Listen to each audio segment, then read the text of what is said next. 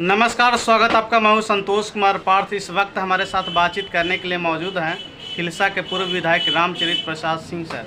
इनसे हम जानेंगे कि आखिरकार किसानों के क्या हालात है, सुखाड़ है या बारिश नहीं हो रहा है तो किसानों धान नहीं रोक पा रहे हैं।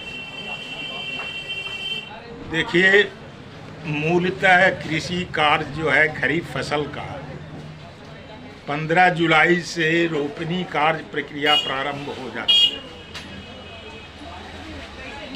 लेकिन आज जो है 26 जुलाई है। गंभीर सुखाड़ की परिस्थिति उत्पन्न हो गई है। इतनी भयावह स्थिति आज बन गई है कि लोग अपने ट्यूबवेल से पटवन करके धान रोपनी का काम कर रहे हैं, जिसके वजह से वाटर लेयर लगभग 80-85 फीट नीचे चला गया। गाँव में चापाकल सूख चुका है, पेयजल की समस्या उत्पन्न हो गई है। जल नल योजना के तहत सरकार के द्वारा जो पंचायत स्तर पर जो योजनाएं चलाई गई थी वो भी लगभग 40% बर्बाद हो गया।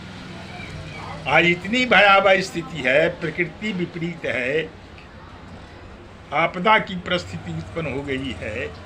लोग किसान जान प्राण दे करके अपने मोटर पीटर से जो है किसी तरह से रोपनी का कार्य कर रहे हैं, लेकिन मूलतः 10 से 15% ही रोपनी अभी तक इस खिलसा अनुमंडल में एवरेज की स्थिति में हो चुकी है। इससे ज़्यादा अभी रोपनी नहीं हुआ है, जबकि सारे नक्षत्र पार कर रहे हैं। कुछ ही 2-4 दिन के बाद अश्लेषा और नक्षत्र का प्रवेश होगा, जो मूल कृषि कार्य का नक्षत्र है।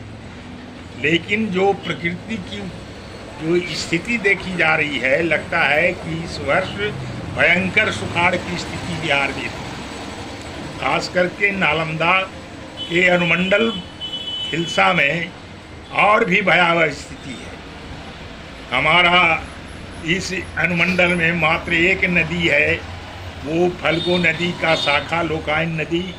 वो आज 26 जुलाई हो चुका है, आज तक उसमें पानी नहीं धुरा है, यानी पानी का बहाव आज तक नहीं आ सका है, जिसकी वजह से भी जल स्तर बहुत नीचे चला गया है।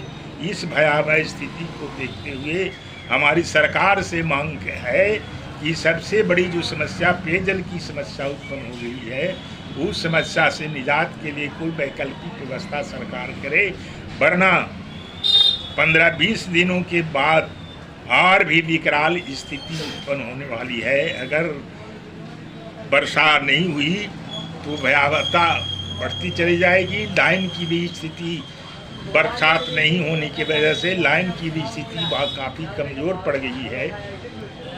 उसका अर्थिंग उतना नहीं मिल पा रहा है। लाइन देता है जिसका पावर बेहतर नहीं रहने की वजह से मोटर भी नहीं चल पा रहा है। ये स्थिति उत्पन्न हो गई। कई जगह एक तरफ भी खराब है सर। कई जगह ट्रांसफार्मर खराब है, कई जगह ट्रांसफार्मर जल गया है। इस विकट परिस्थिति में बिजली विभाग की भी जो है घोर निद्रा के वजह से ये सफ़ेद हाथी है बिजली विभाग, जिसके वजह से किसानों को और भी तकलीफ बढ़ गया है।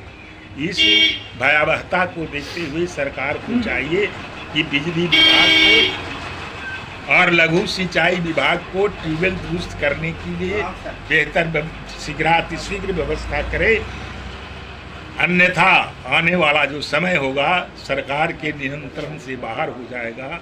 जन समस्याएं और भी बढ़ती चली जाएगी। हमारा यही गुजारिश है कि समय के पूर्व ही सरकार सचेत होकर इन सारे पहलुओं पर, चाहे वो ट्यूबवेल का सवाल हो, सरकारी ट्यूबवेल का सवाल हो, चाहे वो निजी ट्यूबवेल का सवाल हो, जो बिजली के से जुड़े हुए समस्याएं हैं, उन समस्याओं को दुरुस्त करते हुए सरकार को शीघ्र कदम उठाने की कोशिश करें।